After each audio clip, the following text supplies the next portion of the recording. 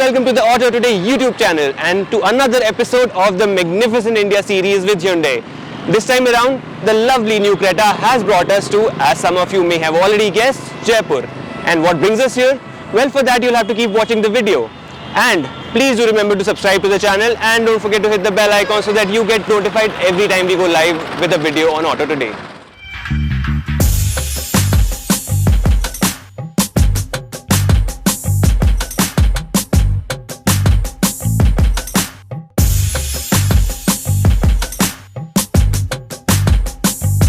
If you run a quick Google search on Jaipur, you'll be inundated with images of towering forts and magnificent palaces, and that, for most tourists, is what defines the city.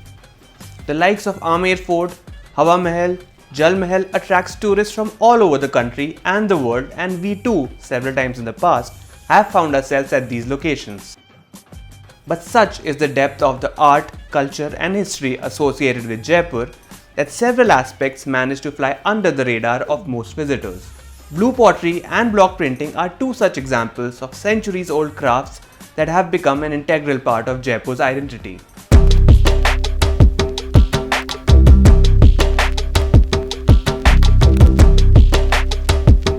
Widely recognized as a traditional craft of Jaipur, blue pottery traces its origins all the way back to the techniques developed by Mongol and Chinese artisans. It may have been imported to India with the arrival of the Mughals, but the craft in its current form has been developed over several generations with Jaipur as its focal point.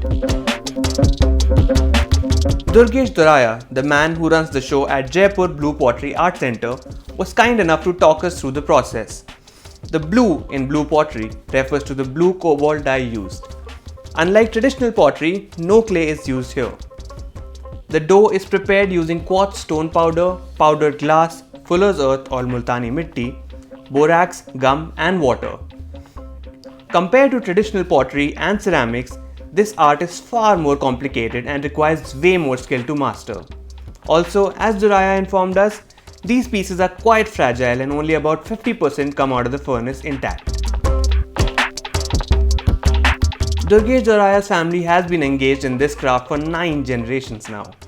His father, Anil Doraya, a national award-winning artisan, has spent decades perfecting his craft and also training artisans to ensure blue pottery doesn't just survive but thrives.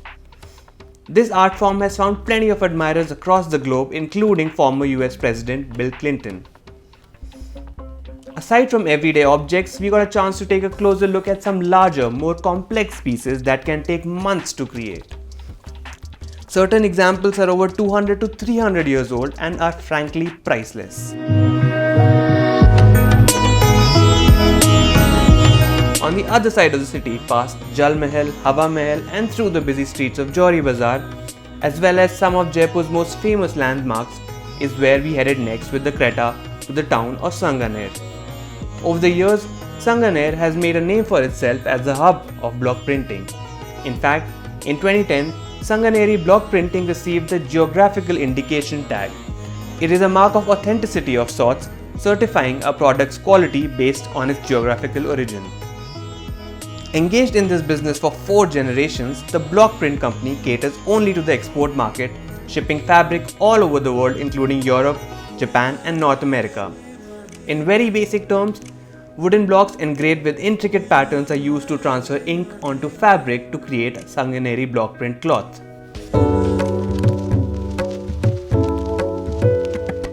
The process starts with a sketch that is then transferred onto wooden blocks by skilled craftsmen.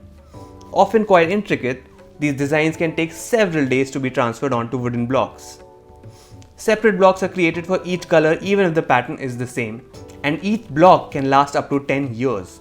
Meanwhile, the fabric is prepared for block printing by dyeing, and once the fabric and the blocks are ready, skilled craftsmen, many of whom have been engaged in this for generations, meticulously transfer the prints onto the fabric. Minor imperfections are not just unavoidable, but in fact, they are part of the appeal, helping set block printing by hand apart from mass-produced machine-printed cloth. Once the print is transferred on, the cloth is washed in cool water followed by boiling to lock the color in.